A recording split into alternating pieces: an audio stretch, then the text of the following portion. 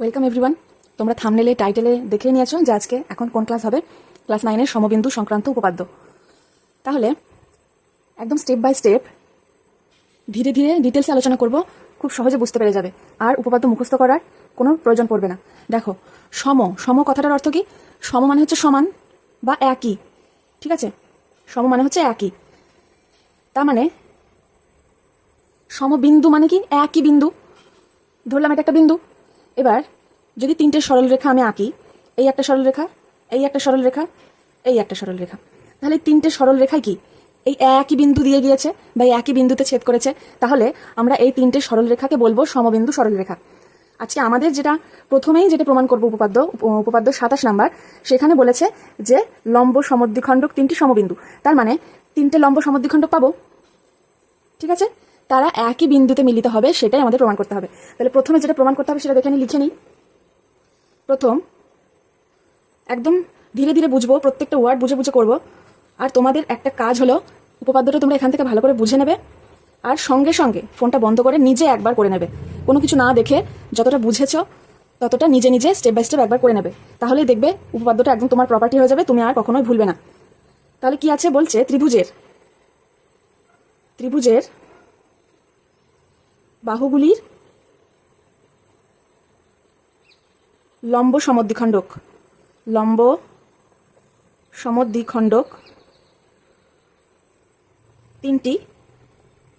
তিনটি বাহু, তার তিনটি লম্ব সমদ্বিখণ্ডক, তিনটি সমবিন্দু, অর্থাৎ তিনটি লম্ব সমদ্বিখণ্ডক একই বিন্দু দিয়ে যাবে।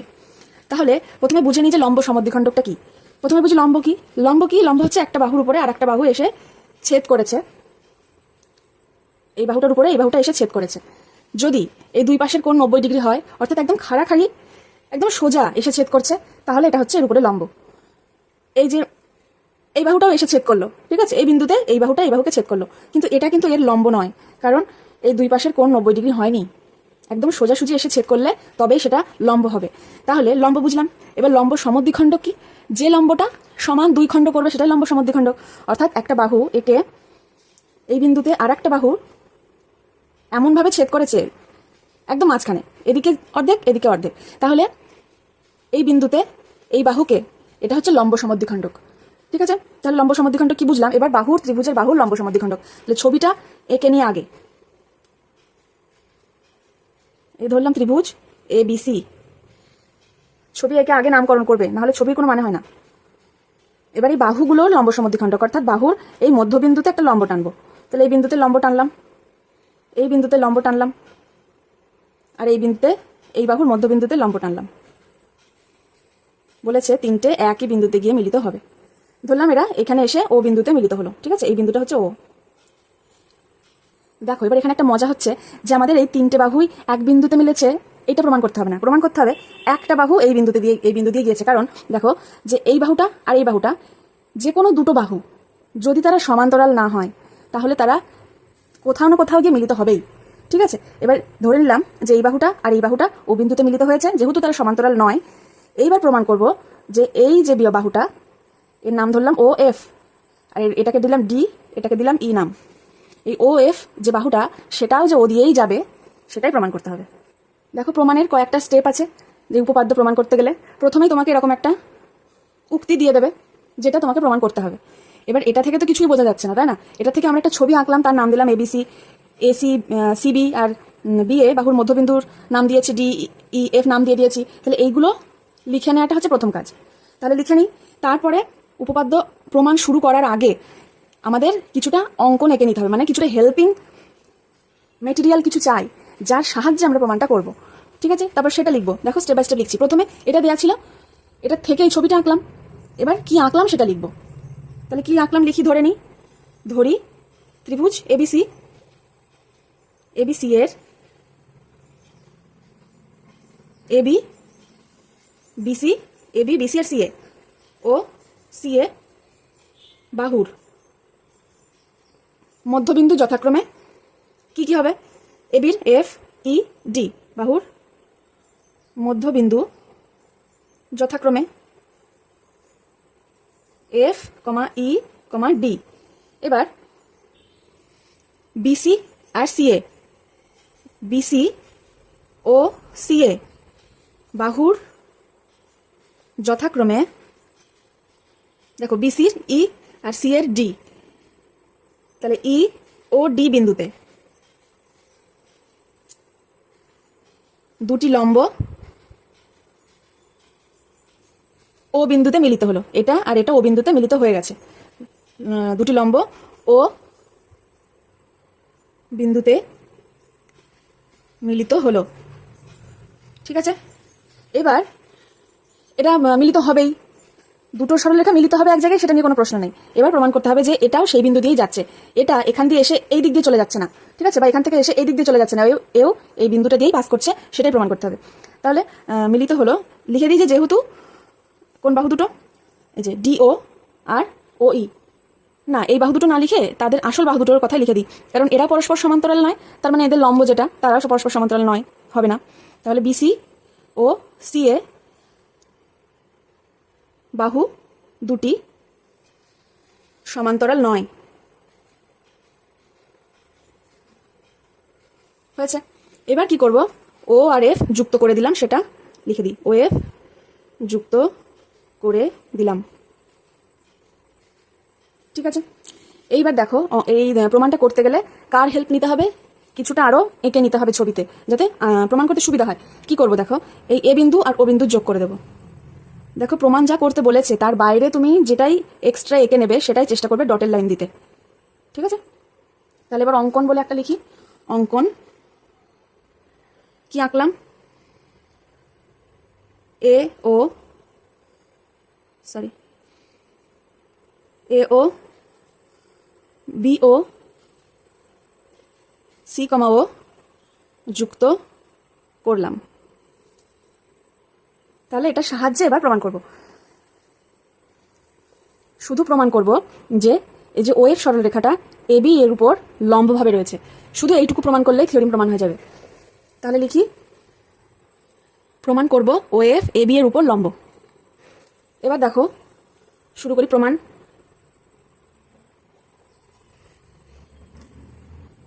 দেখো এতক্ষণ যেটা আমরা প্রমাণে লিখে আসলাম, এই ধরির থেকে শুরু করে এই প্রমাণ করব এই পর্যন্ত, এটা কিন্তু ভূমিকা, ঠিক আছে, এটা কিন্তু আসল প্রমাণ নয়।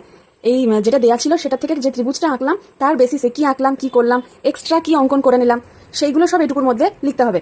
যদি কোনো স্যার স্টেপের মার্কস দেন, স্টেপ বাই স্টেপ, তাহলে যদি কেউ শুধু এইটুকু ঠিক করে লেখে সেও কিন্তু মার্কস পাবে।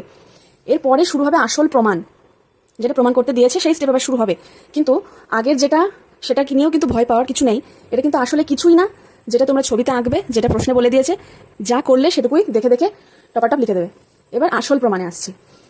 দেখো বলছে যে এই ত্রিভুজটা এ ও ডি, এই যে ত্রিভুজটা এটা, আর ডি ও সি এই যে ত্রিভুজটা, এই দুটো নিয়ে একটু কাজ করব। তাহলে লিখি, ত্রিভুজ এ ও ডি, এ ও ডি ও ত্রিভুজ ডিওসি, ডিওসি, এদের মধ্যে কি কোনো মিল আছে? একটা মিল তো আমি দেখতেই পাচ্ছি, এই বাহুটা এই ত্রিভুজেরও বাহু, এই ত্রিভুজেরও বাহু, তাই তো। তার মানে কি ও ডি বাহু হচ্ছে সাধারণ বাহু। তাহলে লিখি যে এখানে ত্রিভুজের ওডি সাধারণ বাহু। তাহলে ওডি সাধারণ বাহু, একটা শর্ত পেলাম। আর একটা হচ্ছে কি, এ দেখো এই কোণটা দুটো কিন্তু 90 ডিগ্রি, দুটো সমান, যেহেতু এটা লম্ব, তার মানে কোণ ও ডি এ আর ও ডি সি সমান। কোণ ও ডি এ ও কোণ ও ডি সি সমান, ঠিক আছে। কেন সমান লিখে দেবো পাশে, যেহেতু কি ছিল, ওডি এবির উপরে লম্ব ছিল, ওডি লম্ব এসি, ঠিক আছে, ওডি এসির উপরে লম্ব অবস্থায় ছিল, তাই এই দুটো কোণ সমান। আর একটা পেলাম, এটা সাধারণ বাহু। আর একটা জিনিস পাবো, যেটা হচ্ছে এই ডি তো এসির মধ্যবিন্দু, তার মানে কি এডি আর ডিসি এদের দৈর্ঘ্য সমান। তার মানে কি লিখছি, এডি ও এডি সমান সমান সমান ডিসি। কেন লিখে দিই, যেহেতু ডি এসি এর মধ্যবিন্দু, সেই জন্য সমান। তাহলে আমরা দেখো কটা শর্ত পেলাম। একটা পেলাম ডি ও ডি সাধারণ বাহু, একটা পেলাম কি দুটো কোণ সমান হলো, আর একটা দেখলাম কি বাহু সমান হলো। তাহলে সর্বসম ত্রিভুজের যে নিয়মগুলো রয়েছে, বোধহয় 5টা নিয়ম আছে, তার মধ্যে একটা হচ্ছে কি এস এ এস, অর্থাৎ সাইড অ্যাঙ্গেল সাইড। দেখো সাইড অ্যাঙ্গেল সাইড, আমরা 3টে পেয়ে গেছি শর্ত। তার মানে কি এই যে ত্রিভুজ দুটো ছিল, ত্রিভুজ এওডি আর ত্রিভুজ ডিওসি, অর্থাৎ এই ত্রিভুজটা আর এই ত্রিভুজটা এরা হচ্ছে সর্বসম। অর্থাৎ লিখে দিই, অতএব ত্রিভুজ এওডি ও ত্রিভুজ ডিওসি সর্বসম। সর্বসমর চিহ্ন কেমন? ত্রিভুজ এ ও ডি, ত্রিভুজ ডিওসি, এটা হচ্ছে সর্বসমতার চিহ্ন। এখানে এটা লিখে দিই, কোন শর্ত অনুসারে লিখলাম? S A S, S A S শর্তানুসারে, এস এ এস শর্তানুসারে এই ত্রিভুজ দুটোকে আমরা সর্বসম লিখতে পারলাম। তাহলে যদি এরা সর্বসম ত্রিভুজ হয়, তার মানে কি এই বাহুটা আর এই বাহুটা সমান হয়ে যাবে না? সর্বসম ত্রিভুজের অনুরূপ বাহু। ঠিক আছে, তাহলে লিখি কি? বাহু, অতএব ও এ সমান সমান হবে ওসি, সর্বসম ত্রিভুজের অনুরূপ বাহু।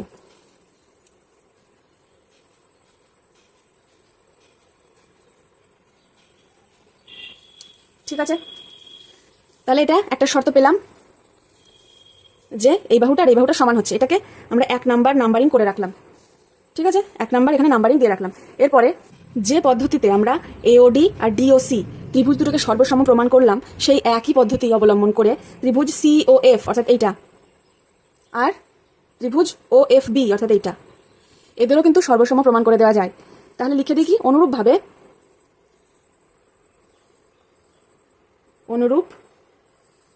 ভাবে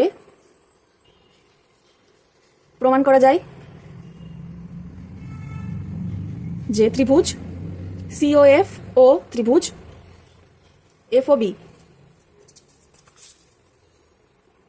সিওএফ আর এফওবি এরা সর্বসম।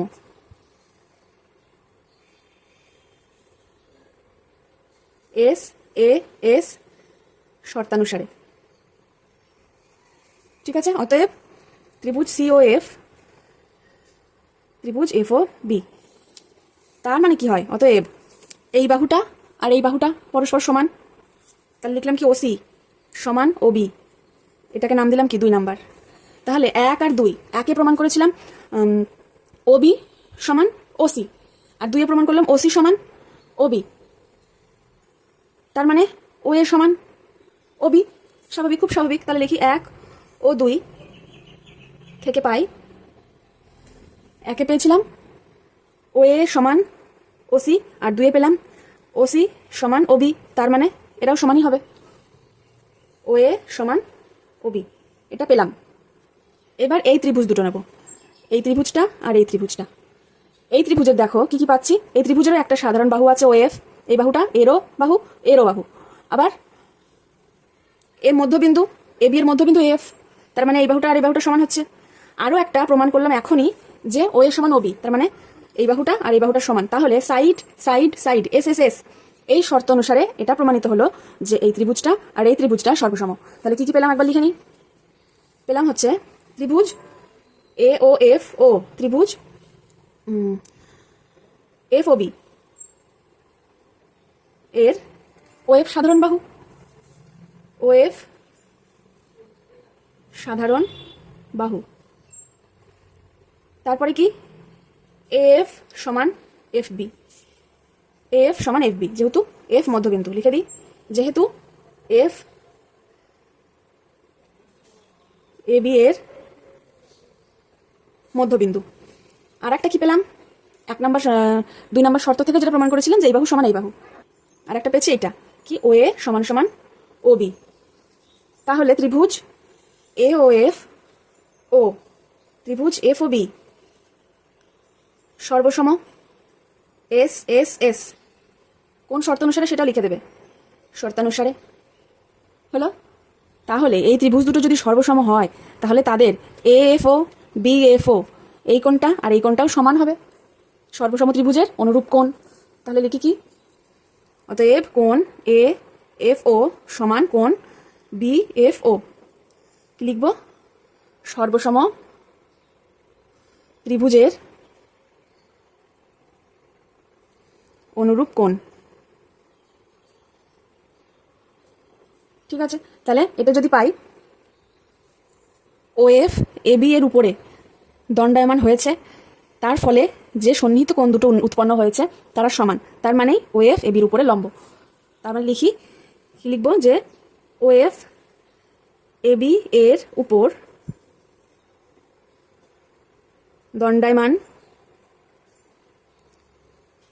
হওয়ার ফলে উৎপন্ন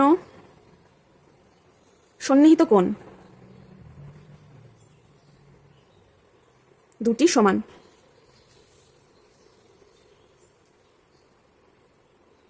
সমান হয়েছে, তার মানে অতএব ও এফ লম্ব এ বি। তার মানে লিখে দেবো যেটা আমাদের প্রমাণ্য বিষয় ছিল, যে এবিসি ত্রিভুজের লম্ব সমদ্বিখণ্ডক তিনটি সমবিন্দু,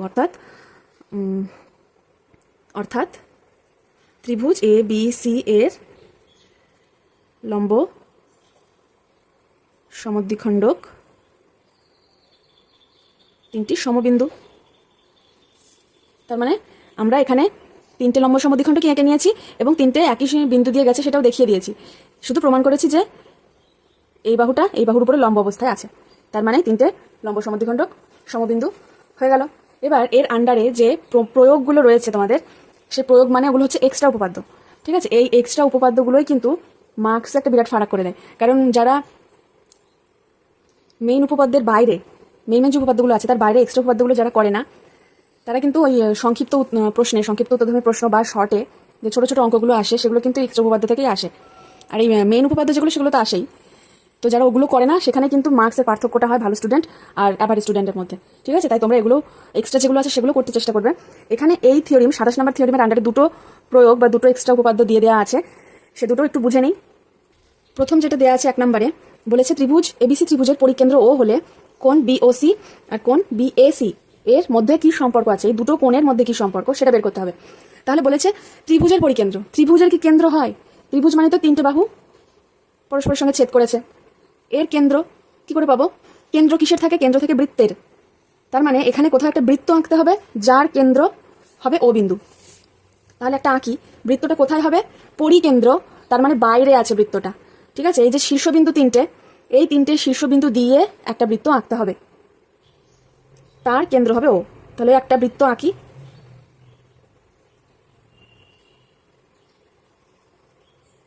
মোটামুটি হলো, ভালো হলো না?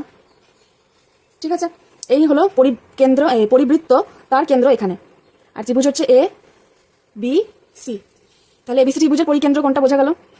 এটা হচ্ছে ও বিন্দু। বলেছে কোণ বিওসি, বিওসি অর্থাৎ এই কোণটা, আর বিএসি এই কোণটা, এই কোণ দুটোর মধ্যে কি সম্পর্ক আছে সেটা বের করতে হবে। এটা ভেরি ভেরি ভেরি ইম্পর্টেন্ট একটা প্রশ্ন। ঠিক আছে, স্টার দিয়ে দিলাম, এটা খুব ইম্পর্টেন্ট একটা প্রশ্ন। এটা ছাড়া তোমাদের এরকমও বলতে পারে যে একই বৃত্তচাপের অন্তর্গত, এ দেখো এই দুটো কোণই, এই কোণটা বা এই কোণটা, দুটো কোণই কিন্তু এইটুকু চাপের মধ্যেই রয়েছে। এইটুকু বৃত্তচাপ, তার মধ্যে কিন্তু দুটো কোণ রয়েছে।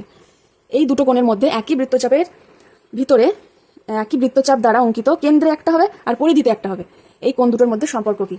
ছবিটা যদি তোমাদের এই ত্রিভুজের বাইরে পরিবৃত্ত দিয়ে নাও দেয়, এরকমও দিয়ে দিতে পারে যে একটা বৃত্ত রয়েছে, বৃত্তের কেন্দ্র রয়েছে, যে কোনো একটা চাপ তুমি ধরে নিলে, এটা ধরো এবি, একটা বৃত্ত চাপ ধরে নিলে এইটুকু। এবার এই চাপটা কেন্দ্রে যে কোণ উৎপন্ন করছে আর পরিধিতে যে কোণ উৎপন্ন করছে। এবার এই কোণটা যে এখানেই হবে তার মানে নেই, এটা কিন্তু এভাবেও হতে পারে। ঠিক আছে, এইভাবেও হতে পারে, এভাবেও হতে পারে, বা এখানেও হতে পারে। কিন্তু এই বৃত্তচাপটা কেন্দ্রে যে কোণ উৎপন্ন করছে আর পরিধিতে যে কোণ উৎপন্ন করছে তাদের মধ্যে সম্পর্ক কি, এভাবেও আসতে পারে। এই ত্রিভুজের পরিকেন্দ্র হিসেবে নাও দিতে পারে। তো কি বলেছে, এই তাহলে একটু এঁকে নিতে হবে অঙ্কন। দেখো প্রদত্ত একটা কথা হবে, প্রদত্ত মানে কি কি দিয়ে দেওয়া আছে। প্রদত্ত হচ্ছে কিছুই দেওয়া নেই, বলেছে এই ত্রিভুজের পরিকেন্দ্র ও। ত্রিভুজ এবিসি এর পরিকেন্দ্র ও, শুধু এটুকুই দিয়ে দেওয়া আছে। তাহলে প্রমাণ করতে হবে কি? প্রমাণ করতে হবে কোণ বিওসি ও কোণ বিএসি এর মধ্যে সম্পর্ক কি। ঠিক আছে, সরি, সম্পর্ক কি না লিখে সম্পর্ক নির্ণয় সেটাই প্রমাণ করতে হবে। এবার সাহায্যের জন্য একটু এঁকে নিচ্ছি অঙ্কন। কি এঁকে নিচ্ছি? হেল্পিং মেটেরিয়াল হিসেবে এঁকে নিচ্ছি যে এ বিন্দু আর ও বিন্দু এদেরকে যোগ করে দেবো, দিয়ে আরও খানিকটা বাড়িয়ে দেবো, মানে এই যোগ করে দিলাম, যোগ করে আরও বাড়িয়ে দিলাম, ঠিক আছে? এই বিন্দুটা হচ্ছে ডি, তাহলে কি লিখলাম? এ কমা ও যুক্ত করে ডি পর্যন্ত বাড়িয়ে দিলাম। দেখো প্রত্যেকটা থিওরিমের প্রত্যেকটা উপপাদ্যের কিন্তু স্টেপগুলো একই। প্রথমে তোমাকে যেটা দিয়ে দিয়েছে, কি দিয়ে দিয়েছে সেটা লিখবে, কি প্রমাণ করতে হবে সেটা লিখবে, তারপরে কিছু আকার থাকলে সেটা লিখে দেবে। এইসব করার পরে আসল প্রমাণে তখন আসতে হবে। স্যার যদি ভালো হন, স্টেপের নাম্বার দিতে চান, তাহলে কিন্তু এইটুকুর মধ্যেও তোমাকে কিছু নাম্বার দিয়ে দেবে, যদি এই প্রমাণ তুমি পরে ঠিকঠাকভাবে নাও নামাতে পারো। ঠিক আছে? প্রমাণ দেখো, ও এ আর ও বি এরা কিন্তু বৃত্তের ব্যাসার্ধ। ও এ ও বি বৃত্তের ব্যাসার্ধ। তার মানে এই ত্রিভুজটা যেটা ও এ বি ত্রিভুজ, এটা তার মানে সমদ্বিবাহু ত্রিভুজ। এই বাহুটা আর এই বাহুটা সমান। তার মানে কোণ ও A B R O B A, এই কোণটা আর এই কোণটা এরা কিন্তু পরস্পর সমান। সমদ্বিবাহু ত্রিভুজের সমান বাহু দুটোর বিপরীত কোণ পরস্পর সমান হয়।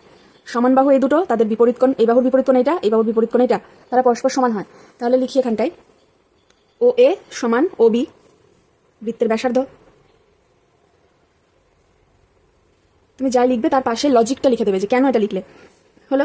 এবার ত্রিভুজ ও এ বি, অতএব ত্রিভুজ ও এ বি সমদ্বিবাহু। ঠিক আছে? ত্রিভুজ ও এ বি সমদ্বিবাহু ত্রিভুজ।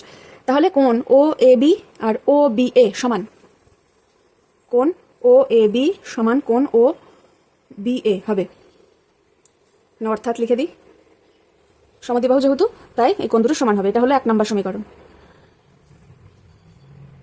এইবার এই যে বহিস্থ কোণটা রয়েছে ডি ও বি বা বি ও ডি যাই বলি, এই কোণটা সমান কি হবে দেখি? এইটুকু, শুধু এইটুকু, ডি ও বি। কোণ বি ও ডি সমান সমান হবে কোণ ও এ বি যোগ কোণ ও বি এ। তার মানে কোণ দুটো লিখলাম, এই কোণটা লিখলাম, আর এই কোণটার যোগফল এই কোণটা। কিভাবে হচ্ছে একবার দেখে নাও। দেখো, এটা তো একটা ত্রিভুজ, এই ত্রিভুজের 3টি কোণের সমষ্টি হবে 180 ডিগ্রি। তাহলে তাই লিখি। এটা শুধু বোঝানোর জন্য, এটা তোমাদের উপপাদ্যতে কোনো কাজে লাগবে না, কিন্তু বুঝে নাও, পরে কাজে লাগবে। ও এ বি একটা কোণ যোগ ও বি এ একটা কোণ যোগ এ ও বি একটা কোণ, এদের সমষ্টি হবে 180 ডিগ্রি। কিছুই করিনি, এই 3টে কোণ লিখেছি শুধু, এদের সমষ্টি 180 ডিগ্রি। আবার দেখো, এটা একটা তো সরলরেখা, এডি একটা সরলরেখা, তার মানে এই পুরো কোণটা এটা 180 ডিগ্রি। তার মানে 180 ডিগ্রি থেকে যদি এই কোণটা বিয়োগ করে দিই, এ ও বি বিয়োগ করে দিই, তার মানে বিওডি পাবো। তার মানে বিওডি কোণ বিওডি সমান কি পাচ্ছি? 180 ডিগ্রি বিয়োগ কোণ এ ও বি। এবার এখান থেকেও দেখো পাচ্ছি কি? কোণ ও বি এ যোগ কোণ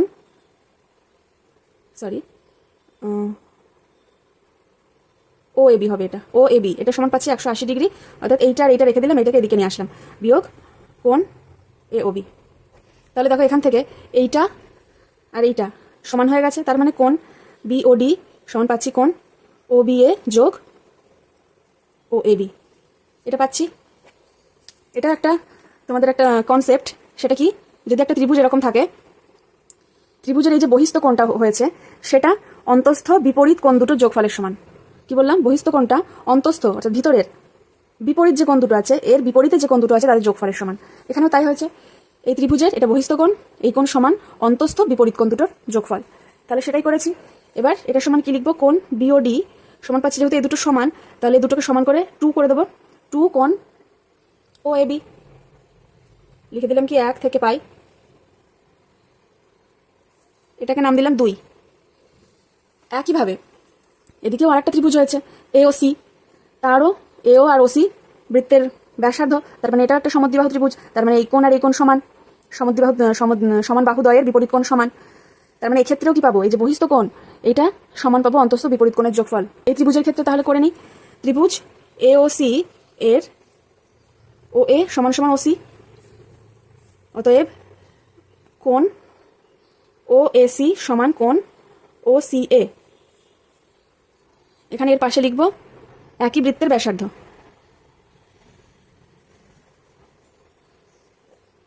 ঠিক আছে, লিখে দিলাম, এটা পেয়ে গেলাম। এবার লিখবো বহিস্থ কোণ কি ছিল, ডি ও সি বা সিওডি কোণ, বহিস্থ কোণ সিওডি সমান অন্তস্থ বিপরীত দুটো কোণ। অন্তস্থ বিপরীত কোণ কি, ও এসি আর ও সি এ, তাদের যোগফল সমান ও এসি যোগ কোণ ও সি এ। এটা কিভাবে আসলো, এই যেটা আমি করেছি এটা তোমরা এখানে ভালো করে বুঝিয়ে দিয়েছি, ঠিক আছে। তাহলে এটা এবার এখান থেকে যেহেতু সমান আগের লাইনেই পেয়েছি, তাহলে 2 ও এসি করে দিলাম, এটাকে নাম দিলাম কি 2। এইবার 3 নাম্বার হবে, এটাকে 2 নাম দিয়েছিলাম, তাহলে 2 ও 3 যোগ করে দেব, যোগ করে পাই, যোগ করবো কি বাম দিক যোগ করবো, ডান দিক যোগ করবো, দুটোরই। তাহলে এই দুটোর বাম দিক যোগ করলে কি আসছে, বিওডি যোগ কোণ সিওডি, আর ডান দিকে আসছে 2 ইন্টু কোণ ও এবি যোগ 2 ইন্টু কোণ ও এসি, এরকম একটা ব্যাপার আসছে। এবার দেখি বিওডি যোগ সিওডি করলে কি আসছে, বিওডি সিওডি এই দুটো যোগ করে দিলে পুরোটা আসছে, তার মানে কি আসছে বিওসি, এই পুরো কোণটা বিওসি। আর তার মানে এখানে লিখে নিই বাদিকে, এটা মানে হচ্ছে বিওসি, এটা সমান আসছে, এখান থেকে যদি দুটোর থেকে 2টা কমন নিয়ে নিই, এটা থাকছে ও এ বি যোগ O AC, O A B O A C, এই কোণটা যোগ এই কোণটা, তার মানে বি এ সি। তার মানে এখানে লিখে দেবো এটা সমান 2 ইন্টু কোণ বি এ সি, অতএব কোণ বিওসি সমান পেলাম 2 ইন্টু কোণ বিএসি, যেটা প্রমাণ করতে বলেছিল যে এই কোণটার এই কোণটার মধ্যে সম্পর্ক কি। তার মানে এর দ্বিগুণ, এর সাথে 2 গুণ করলে এটা পাচ্ছি, তার মানে তাহলে কি লিখবো, সুতরাং কোণ বিওসি কোণ বিএসি এর দ্বিগুণ। এটা যে কোনো তোমার শর্টে যে প্রশ্ন দেয় যেগুলো, সেগুলো প্রমাণ করতে এটা খুব লাগে যে একই বৃত্তচাপের অন্তর্গত কেন্দ্রস্থ আর পরিধিস্থ কোণ, কেন্দ্রস্থ কোণ পরিধিস্থ কোণের দ্বিগুণ। ঠিক আছে, এটা গেল প্রথম প্রয়োগ। আর একটা প্রয়োগ দেওয়া আছে, একটা অঙ্ক 2 নম্বরের অঙ্কটা ছিল ও পরিকেন্দ্র বিশিষ্ট এবিসি ত্রিভুজের কোণ এবিসি সমান 85, কোণ এসিবি সমান 75, আর কোণ বিওসি আর ওবিসি এর মান বের করতে বলেছে। তাহলে এর ছবিটা হবে, যেহেতু পরিকেন্দ্র বিশিষ্ট ত্রিভুজ বলেছে, তার মানে ত্রিভুজের বাইরে একটা বৃত্ত রয়েছে। তাহলে একটা বৃত্ত আগে মোটামুটি একটা বৃত্ত হলো, এর কেন্দ্র এটা, তার ভিতরে হবে আর একটা ত্রিভুজ, এ B C, A B C কোণ এ বি সি এটা 85, এ সিবি 75, অর্থাৎ ত্রিভুজের দুটো কোণের মান বলে দিয়েছে, এটা 75 ডিগ্রি। ঠিক আছে, তাহলে এই কোণটার মান তো ইজি বের করে যাবে, এই দুটো যোগ করে 180 থেকে বাদ দিয়ে দিতে হবে, এদের যোগ করলে হয় কত, 0 160 হয়। তাহলে 120 থেকে যদি বিয়োগ করি পাবো 20 ডিগ্রি, অর্থাৎ এই কোণের মান হচ্ছে 20 ডিগ্রি। দেখো একটা উত্তর পেয়ে গিয়েছি, পেয়েছি না পাইনি তো। এই বিন্দুটা কেন্দ্র ও বের করতে বলেছে বিওসি, এই কোণটার মান বের করতে বলেছে।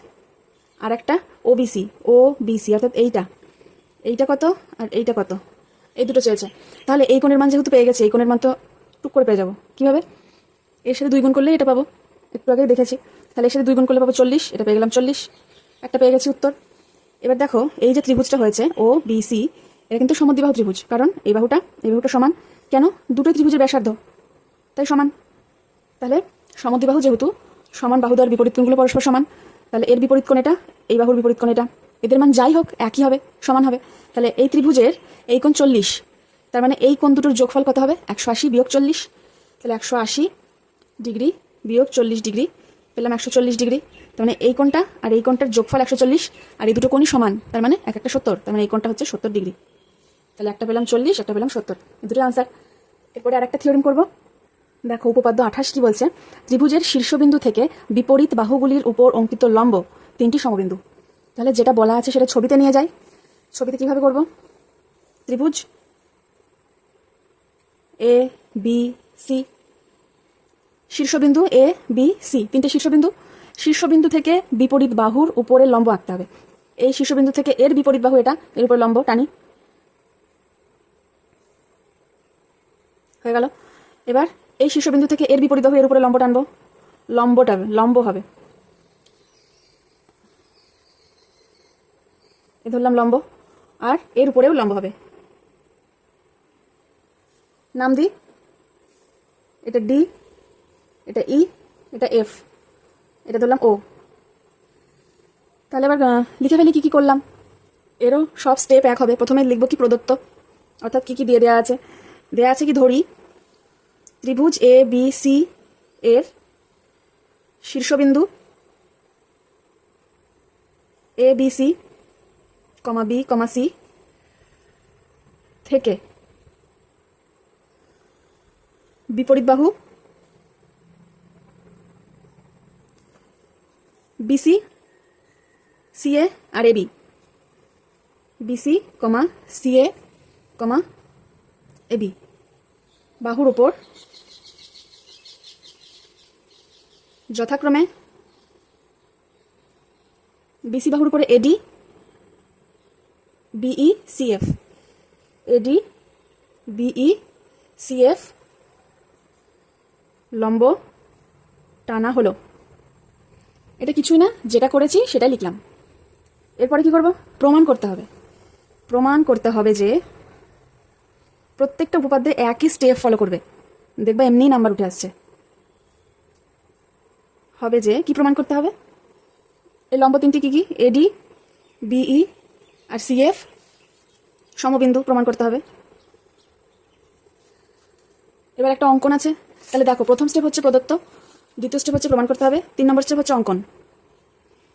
অঙ্কন কি করব, এই যে বিসি বাহু এর সমান্তরালে এ বিন্দুতে রেখা টানবো, এর সমান্তরালে টেনে দিলাম রেখা সমান্তরাল করে। সি বিন্দুতে এ বি বাহুর সমান্তরালে রেখা টানবো, টেনে দিলাম।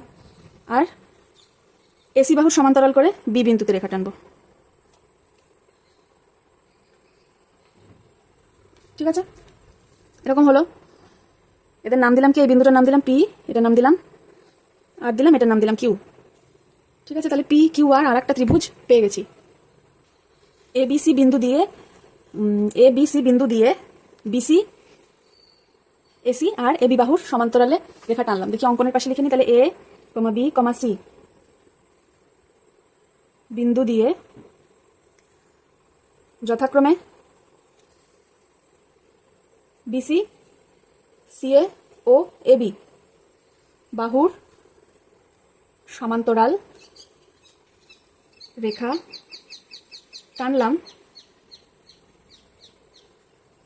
যারা পরস্পরকে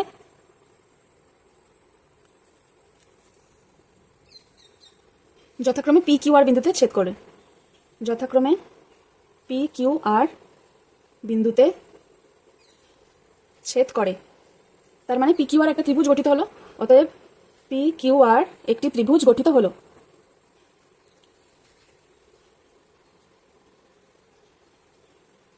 ঠিক আছে, দেখো 4টে স্টেপ হয়ে গেছে। প্রত্যেকটাতে একই স্টেপ ফলো করবে। প্রদত্ত, প্রমাণ করতে হবে, অঙ্কন, এরপরে কি করবে, প্রমাণ। এটা হচ্ছে আসল জায়গা। শুধু যদি আগেরগুলোই লিখে ফেলো, এই আসল প্রমাণটা যদি হয়তো ভুলও থেকে গেল কিছু, তাও তুমি স্টেপের নাম্বার পাবে। সেজন্য আমি আলাদা করে এগুলো বুঝিয়ে দিলাম। এবার দেখো এই ছবিতে, দেখো আমরা 3টে সামান্তরিক পেয়েছি।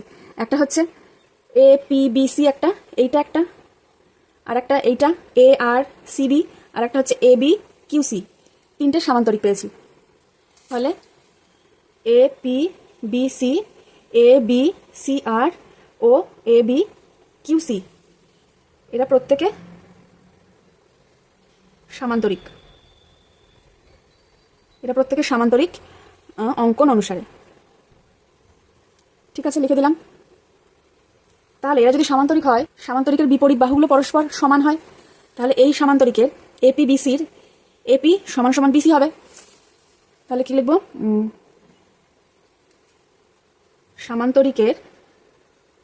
সামান্তরিক এপি বিসি, বিসি এর এপি সমান সমান বিসি। আবার এ বি সি আর সামান্তরিকের এ আর সমান সমান বিসি, এ আর সমান সমান বিসি। ঠিক আছে, তার মানে কি দাঁড়াচ্ছে, এখানে একটা বিসি, এখানে একটা বিসি, তার মানে এপি সমান সমান এ আর। অতএব এপি সমান সমান এ আর। এ পি সমান সমান যদি এ আর হয়, এই বা এইটুকু সমান এইটুকু, তার মানে এ পি আর এর মধ্যবিন্দু। অতএব এ পি আর এর মধ্যবিন্দু। একইভাবে প্রমাণ করা যায় যে বি আর সি বিন্দু এই P Q R Q R এর মধ্যবিন্দু হবে। তাহলে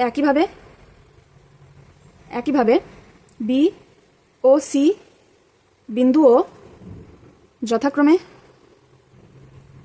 P Q O Q R এর মধ্যবিন্দু।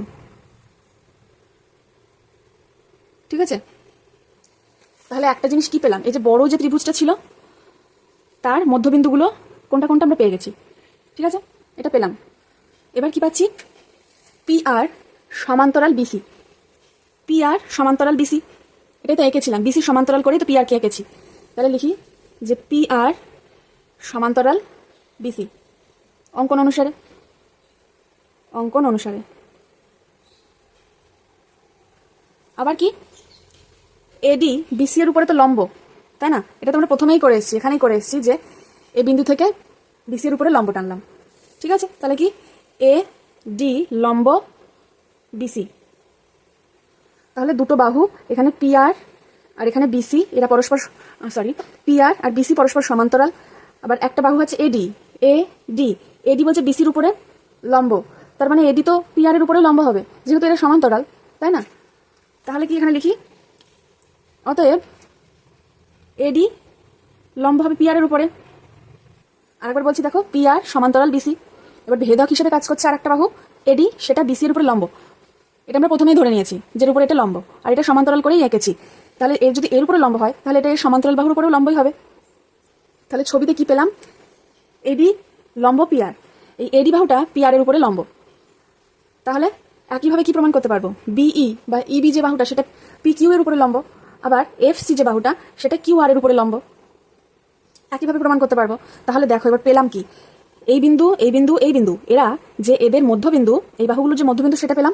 আবার এডি পি আর এর উপরে লম্ব, বিই পি কিউ এর উপরে লম্ব, সিএফ কিউ আর এর উপরে লম্ব।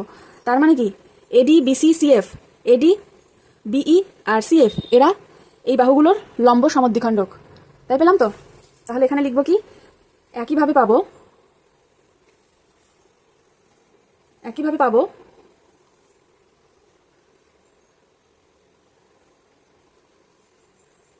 এটা বি লম্ব পি কিউ আর সিএফ লম্ব বিসি, এটা পাবো। তার মানে অর্থাৎ এডি বিই সিএফ ত্রিভুজ পি কিউ আর এর P R P Q O Q R, এখানে যথাক্রমে লিখব এডি বিই সিএফ যথাক্রমে ত্রিভুজ পি কিউ আর এর P R P Q R Q R বাহুর লম্ব সমদ্বিখণ্ডক। ঠিক আছে, তাহলে এর আগেই আমরা থিওরিমে কি পড়ে আসলাম, ত্রিভুজের তিনটি বাহু লম্ব সমদ্বিখণ্ডক ত্রয় সমবিন্দু। তাহলে আমরা জানি ত্রিভুজের বাহু তিনটির লম্ব সমদ্বিখণ্ডক ত্রয় সমবিন্দু। অতএব এডি বিই ও সিএফ সমবিন্দু।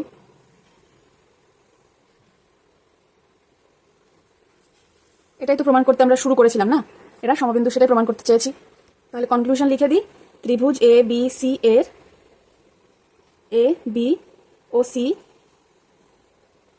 শীর্ষবিন্দু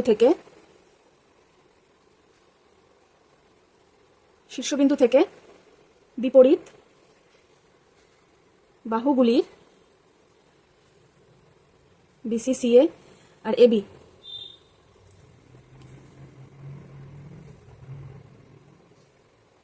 বাহু তিনটির উপর লম্বগুলি সমবিন্দু। প্রমাণিত। ঠিক আছে, পরের ক্লাসে উপপাদ্য 30 আর 29 এই দুটো নিয়ে আলোচনা করব। আজকের ক্লাসে কোথাও যদি কোনো রকম কিছু বুঝতে অসুবিধা হয় কমেন্টে জানাবে, আমি বুঝিয়ে দেবো। ধন্যবাদ।